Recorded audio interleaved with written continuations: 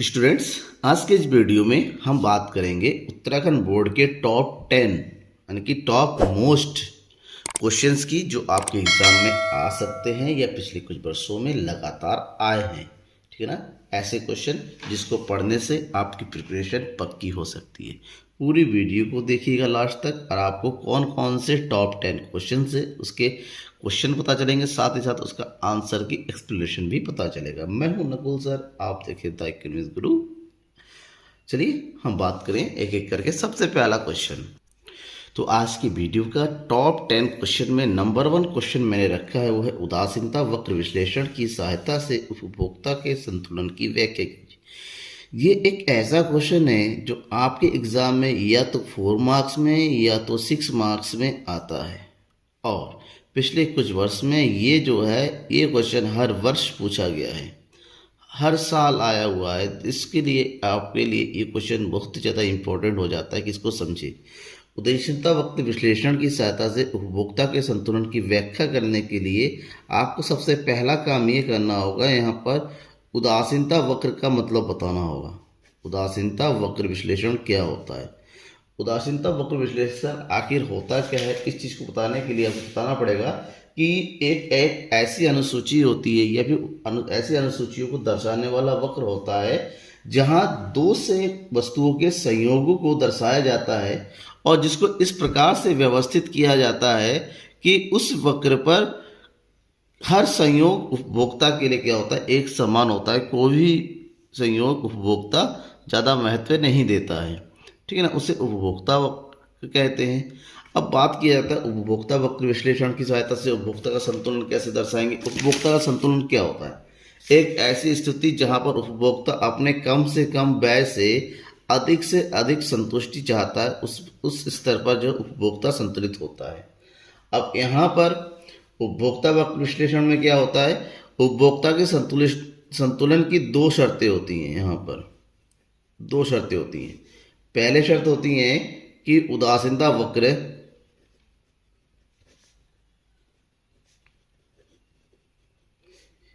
कीमत रेखा को स्पर्श करे। पहली शर्त कि जो उदासीनता वक्र है और कीमत रेखा है वो एक दूसरे को छूता हुआ होना चाहिए। फॉर एग्जाम्पल ये एक उपभोक्ता की कीमत रेखा है, ठीक है, प्राइस लाइन जिसको बोलते हैं, और ये उस एक उपभोक्ता का क्या है, उदासीनता वक्र है जिसको बोलते हैं आईसी। जिस बिंदु पर ये एक दूसरे को छुएगा, ये वाला बिंदु, इस बिंदु को हम बोले इक्विलिब्रियम पॉइंट। आखिर यहीं पर उपभोक्ता का संतुलन स्तर स्पष्ट होगा। ठीक है ना, ये हो गया पहली सत्र। इस यहाँ पर क्या होता है, उपभोक्ता का जो मार्जिनल रेट ऑफ सब्स्टिट्यूशन होता है MRS होता है। MRS दो वस्तु एक्स वाई का, वो उसको निकालेंगे PX की कीमत वस्तु X की कीमत बटे वस्तु Y की कीमत से। ठीक है ना।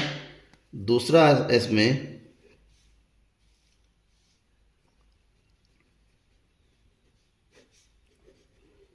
संतुलन बिंदु पर MRS घटती हुई होनी चाहिए। ठीक है ना, यानी कि जो MRS है वो सीमांत प्रतिस्थापन दर जो हो रहा है वो घटती हुई होनी चाहिए। मतलब किस प्रकार से, देखिए ऐसे, एक तो पहला ये कीमत रेखा हुआ। इस कीमत रेखा का कभी कभी जो उपभोक्ता उदासीनता वक्र होता है ना, वो इस तरह से बनता रहता है, यानी कि बढ़ता हुआ होता है, नीचे से ऊपर की ओर चढ़ता हुआ होता है इस तरह से। तो ये कहाँ पर टच किया, यहाँ पर, ये हो गया पॉइंट के। अब ये स्थिर नहीं है, आपको नीचे की ओर डाउन होता हुआ होना चाहिए, ऊपर की ओर बढ़ता हुआ नहीं होना चाहिए। यहाँ पर जब ये स्थिर नहीं है तो ऐसे में संतुलन दर नहीं होगा। ये स्थिर तब होगा जब उदासीनता वक्र इस तरह से बनेगा। ठीक है ना, ये वाला पॉइंट जब बनेगा तो यहाँ पर उदासीनता वक्र आपका क्या होगा, उपभोक्ता के संतुलन स्तर को स्पष्ट करेगा। और उदासीनता वक्र जितना ऊपर बनेगा, हम ये मान के चलते हैं उपभोक्ता उतना ही अधिक जो है संतुष्टि की स्थिति प्राप्त कर लेता है। इस वीडियो का दूसरा क्वेश्चन है, एक साधारण प्रतिफल के नियम को चित्र सहित स्पष्ट कीजिए। अब ये वाला क्वेश्चन देखिएगा, एक साधारण प्रतिफल का नियम, इसके कई नाम हैं। ठीक है ना, एक साधन प्रतिफल के नियम को हम जो है दो नामों से और जान सकते हैं, जिसमें कहते हैं एक है आपका उत्पत्ति का नियम, उत्पत्ति के नियम की भी नाम सकते हैं, लॉ ऑफ प्रोडक्शन, और दूसरा नियम होता है परिवर्तनशील अनुपात का नियम, परिवर्तनशील अनुपात का नियम। अगर इसमें से किसी भी एक नियम नाम से आ जाता है तब उसका आंसर लिखना। होता क्या, ये नियम एक अल्पकालीन धारणा है, ठीक है ना, अल्पकालीन धारणा होता है। अल्पकालीन धारणा का मतलब होता है ये नियम वहाँ लागू होता है जहाँ पर 1 वर्ष से कम की अवधि होती है, और ऐसे में उत्पादन के साधन दो प्रकार में बटे होते हैं, एक होता है स्थिर साधन और दूसरा होता है आपका परिवर्तनशील साधन। अब इस नियम के अनुसार अगर कुछ साधन स्थिर रहे, कुछ साधन स्थिर रहे और अन्य साधनों में परिवर्तन किया जाए तो उत्पादन में भी क्या होता है, परिवर्तन होता है। और ये जो परिवर्तन होता है वो 3 प्रकार से होता है। सबसे पहले साधन के बढ़ते प्रतिफल, साधन के बढ़ते प्रतिफल कहा जाता है, जिसको कहा जाता है उत्पत्ति वृद्धि नियम। दूसरा है साधन के स्थिर प्रतिफल, जिसको कहा जाता है उत्पत्ति समता नियम। और तीसरा है साधन के घटते प्रतिफल, जिसको कहा जाता है उत्पत्ति ह्रास नियम। ये 3 नियम कहा जाता है। साधन के बढ़ते प्रतिफल नियम के अनुसार क्या होता है, जब उत्पादन के साधनों में वृद्धि की जाती है तो कुल उत्पादन में भी वृद्धि होती है। तो ऐसी स्थिति में जब पीटीपी बढ़ेगा तो यहाँ पर एपी और एमपी दोनों में भी वृद्धि होती है, एपी में भी वृद्धि होती है और एमपी में भी वृद्धि होती है। और यहाँ पर एपी और एमपी वक्र कुछ इस तरह से बनता है, एपी की तुलना में एमपी अधिक होता है, ये हो गया एमपी और ये हो जाएगा आपका एपी, ठीक है ना। जबकि साधन के स्थिर परिवर्तन के अनुसार जब आप उत्पादन के साधनों में वृद्धि करते हैं तो उत्पादन में जो है ना एक समान अनुपात में वृद्धि होती है, यानी कि एक ही क्रम में, एक ही मात्रा में। ऐसे में जो उत्पादन में समान अनुपात में वृद्धि होने के कारण जहाँ पर एमपी और एपी दोनों ही बराबर होता है, स्थिर हो जाता है।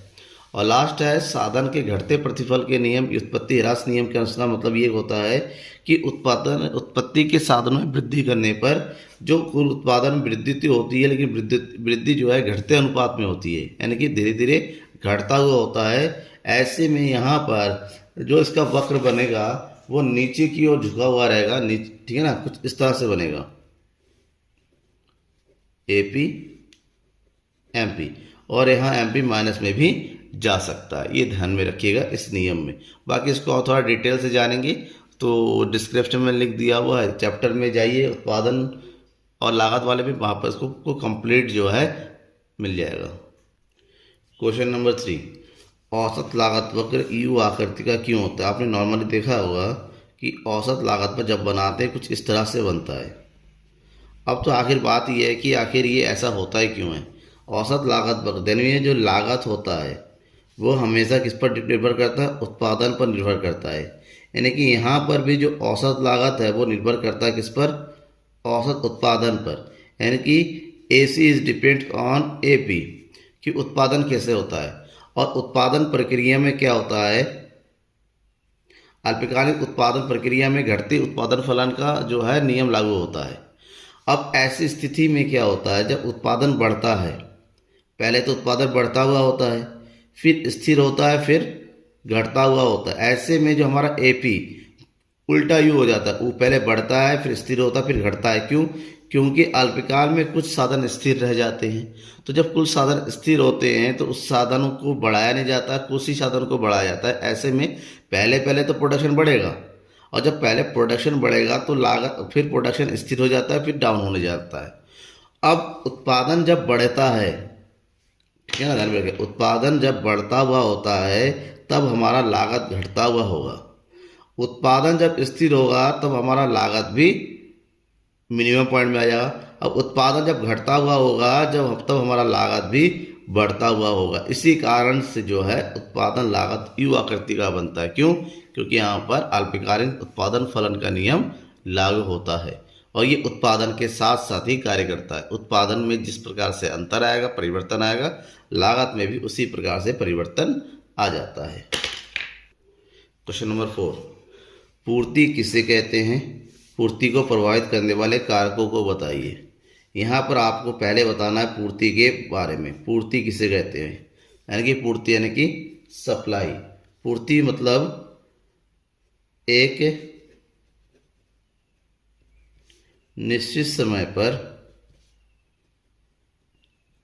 उत्पादकों या विक्रेताओं द्वारा वस्तु की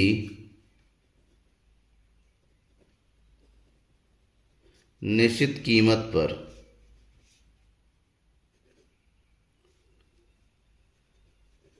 जितनी मात्रा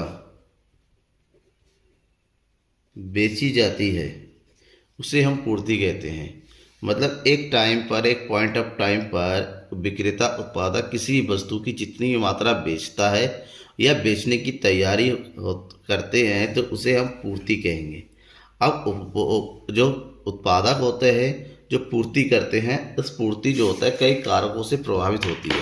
यानी कि यहाँ पर जो है पूर्ति को प्रभावित करने वाले कारकों के बारे में बताना है आपको। तो पूर्ति को प्रभावित करने वाले जो प्रमुख कारक है, जिसमें सबसे पहला कारक तो यही होता है वस्तु की कीमत, ठीक है ना। अब वस्तु की कीमत कैसे? आपको पता है उत्पादक हम पर वस्तु की अधिक कीमत पर, अगर वस्तु की कीमत जितनी अधिक होगी उस पूर्ति की मात्रा भी बढ़ा देती है, और वस्तु की कीमत अगर कम हो जाए तो पूर्ति की मात्रा क्या हो जाती है? घटा देती है। यानी कि वस्तु की पूर्ति पर वस्तु की कीमत का सीधा असर होता है। दूसरा, संबंधित वस्तु की कीमतें। संबंधित वस्तु ये भी पूर्ति पर प्रभाव डालती है। आप कहेंगे ये किस प्रकार से होता है? दो वस्तु ये है, आप वस्तु X को बेचते हैं और वहीं पर मार्केट में वस्तु Y की कीमत अगर कम हो जाती है, वस्तु Y की कीमत अगर कम हो जाती है तो अब इसमें क्या होगा? तो ऐसे में वस्तु X की पूर्ति क्या हो जाएगी? बढ़ जाएगी। क्यों? क्योंकि विक्रेता अधिक कीमत पर अधिक मात्रा बेच। अब देखा Y की कीमत डाउन हो गई तो कहीं X की कीमत डाउन हो जाए ना हो जाए, उससे पहले अधिक से अधिक मात्रा बेचने की ये कोशिश करते हैं। ठीक है। नेक्स्ट जो पॉइंट होता है प्रभावित करने वाले, वो होता है उत्पादन साधन। उत्पादन साधनों की कीमत। उत्पादन के साधनों की कीमत कितना है, ये पूर्ति पर प्रत्यक्ष असर होता है, क्योंकि उत्पादन के साधनों के द्वारा ही वस्तु की कीमत का निर्धारण होता है। उत्पादन के साधन अगर महंगे हो जाएंगे, वस्तु की बनाने की लागत भी बढ़ जाएगी। लागत बढ़ेगी तो लाभ में कमी आएगी, और लाभ में कमी होती है तो पूर्ति ऑटोमेटिक कम हो जाती है। इसके विपरीत उत्पादन साधनों की कीमत अगर कम होती है तो लागत भी कम होगी, लाभ में वृद्धि होगी और उत्पादन की मात्रा में भी वृद्धि होती है। नेक्स्ट है फर्मों की संख्या। फर्मों की संख्या। एक बाजार में, एक उद्योगों में उत्पादन के जितने भी अधिक फर्म होंगे तो उत्पादन अधिक होगा, तो ऐसे में पूर्ति भी वृद्धि होती है। ठीक है ना। नेक्स्ट है भविष्य में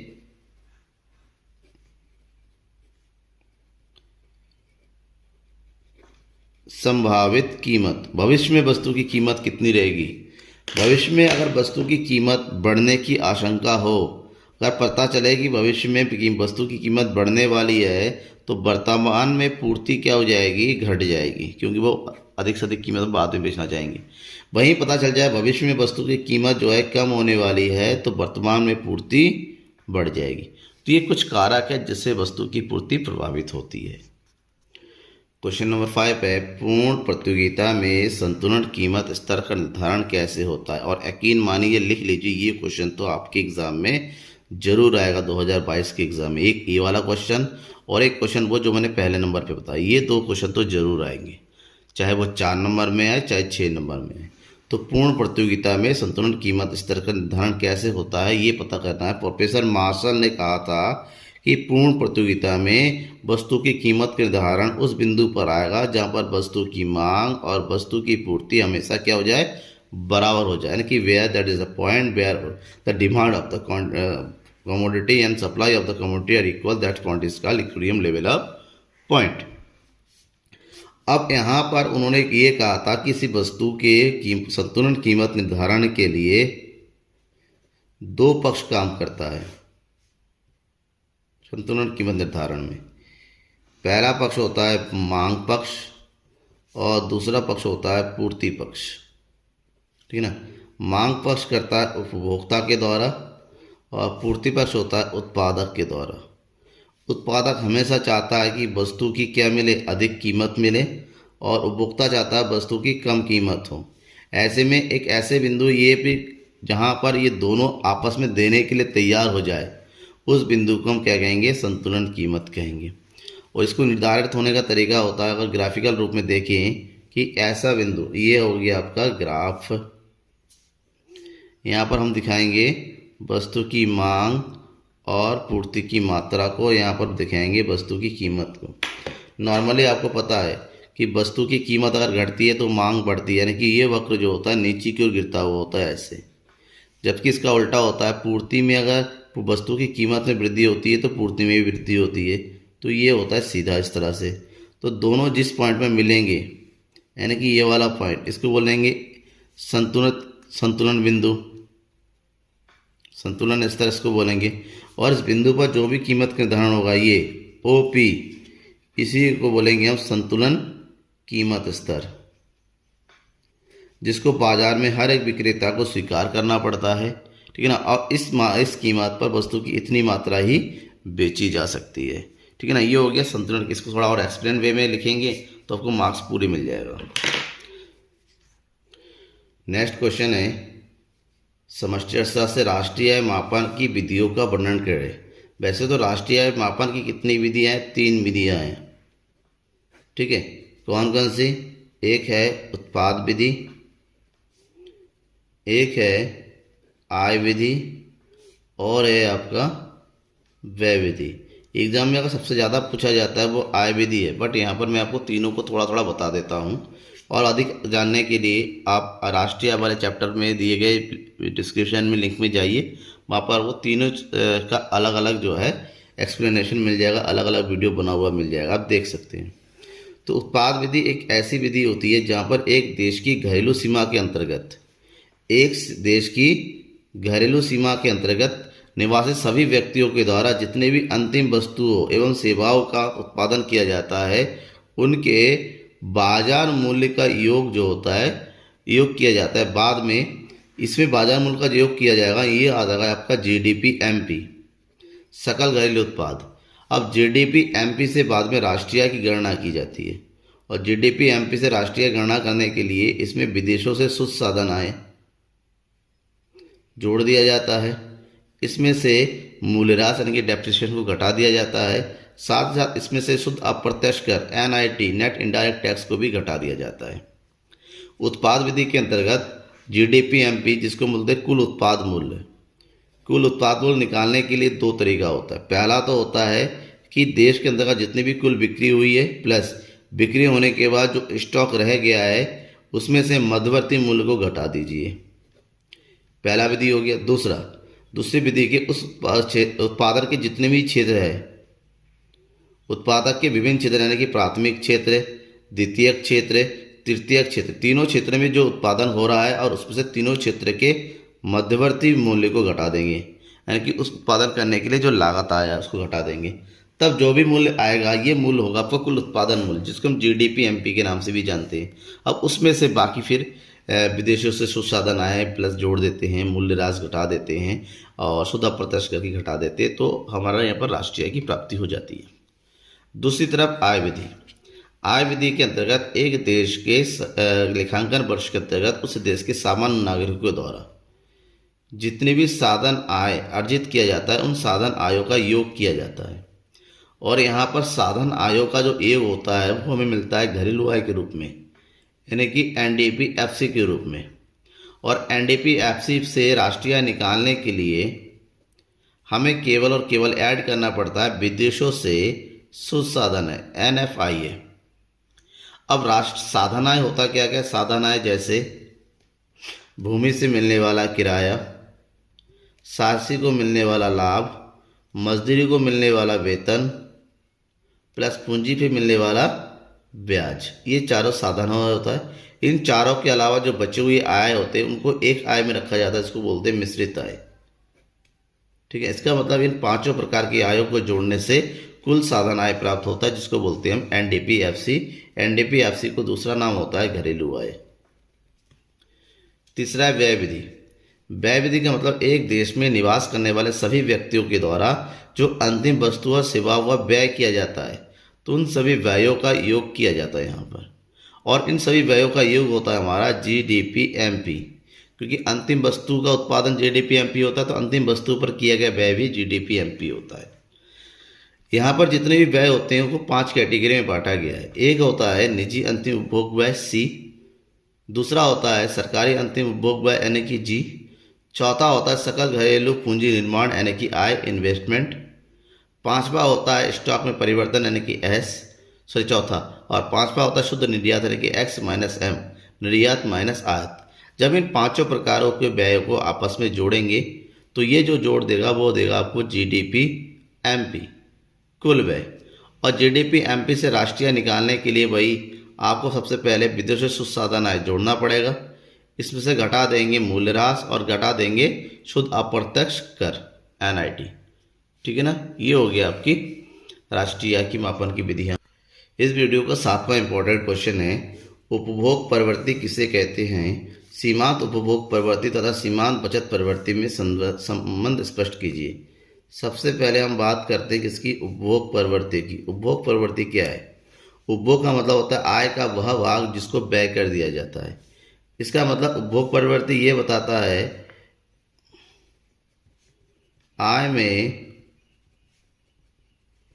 होने वाले परिवर्तन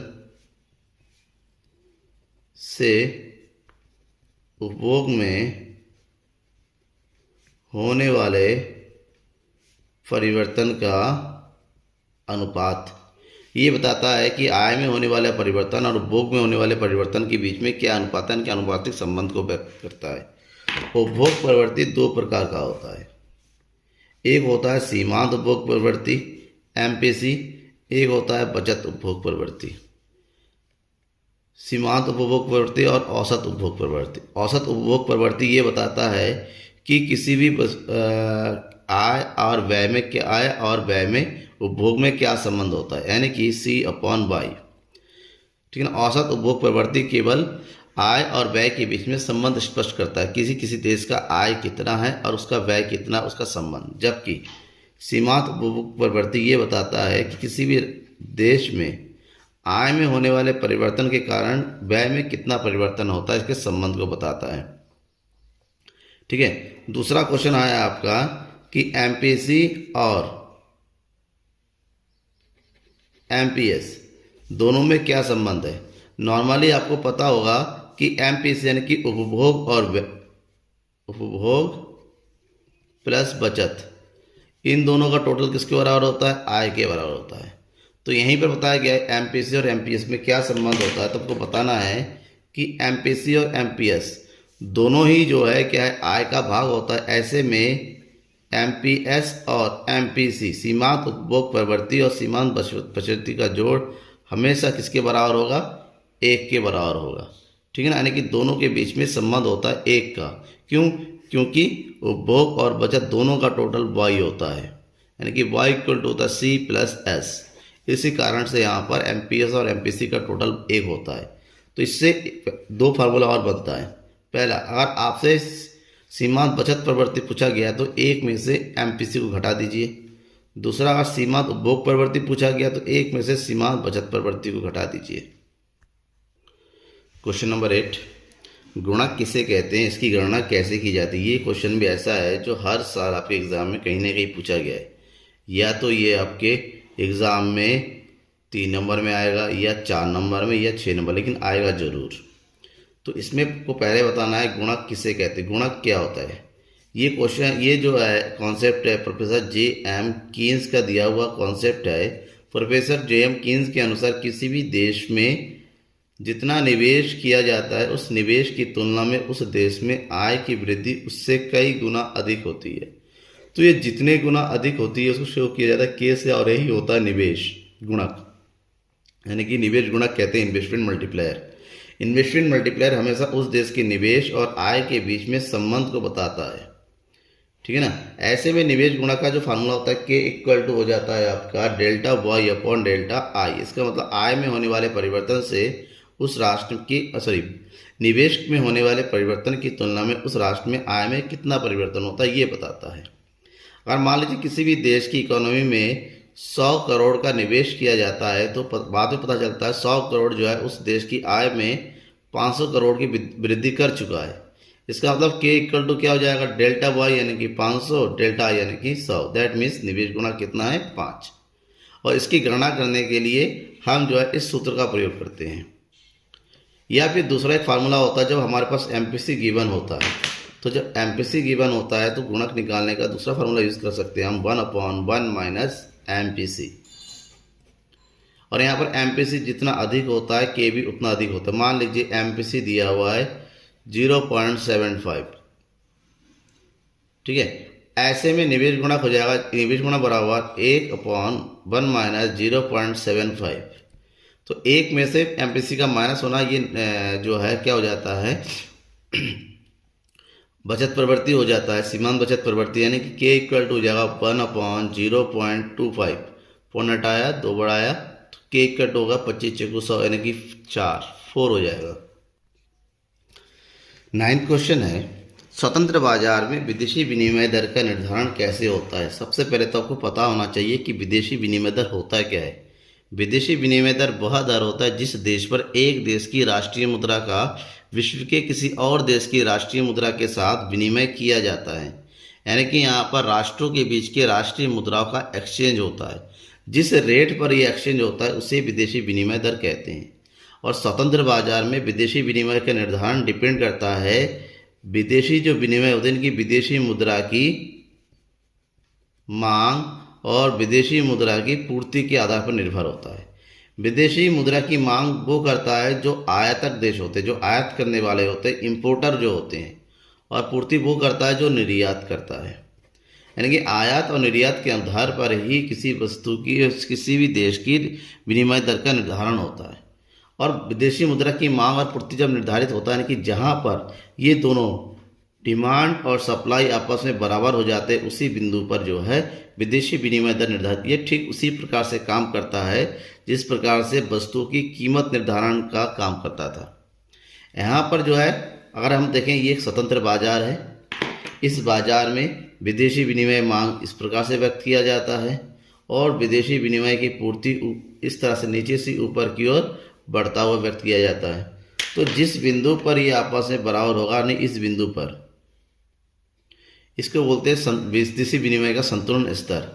और इस बिंदु पर विदेशी विनिमय यहाँ निर्धारित होता है ओपी, और ओपी ही विदेशी विनिमय दर होगा जिस दर पर एक देश की मुद्रा का, और ये स्वतंत्र बाजार में होता रहता है। ऐसे विदेशी मुद्रा की मांग या पूर्ति ऊपर नीचे होती रहती है, तो ऐसे में विदेशी विनिमय दर में भी परिवर्तन होता रहता है। क्यों? क्योंकि ये जो है क्या है, लोचपूर्ण विनिमय दर है। लोचपूर्ण जिसमें परिवर्तन होना लाजमी होता है, और परिवर्तन इसलिए होता है क्योंकि विदेशी मुद्रा की मांग में और या विदेशी मुद्रा की पूर्ति में भी परिवर्तन होता रहता है। और इस वीडियो का लास्ट और सबसे बहुत इम्पोर्टेंट क्वेश्चन है, व्यापारिक बैंकों के कार्यों का उल्लेख कीजिए। व्यापारिक बैंक के कार्य बताने। इसमें व्यापारिक बैंक होता क्या? व्यापारिक बैंक किसी देश के ऐसे बैंक होते हैं जो जनता से उनकी जमाओं को स्वीकार करते हैं या और उनकी मांगने पर उनको ऋण भी देते, ऋण मतलब लोन भी प्रोवाइड कराते हैं। ऐसे बैंकों को हम व्यापारिक बैंक कहते हैं। व्यापारिक बैंक का मुख्य उद्देश्य होता है अधिकतम लाभ कमाना।